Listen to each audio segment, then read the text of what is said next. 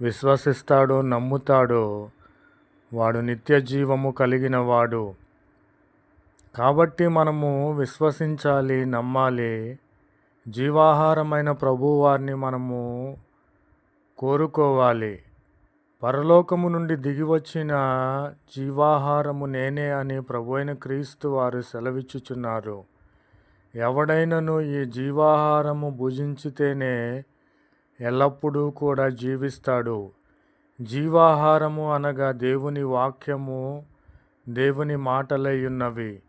ఎవడైతే దేవుని మాటలను, వాక్యమును భుజిస్తాడో, గ్రహిస్తాడో, తన హృదయంలో దాచుకుంటాడో వాడు ఎల్లప్పుడూ కూడా జీవించే వానిగా ఉంటాడు.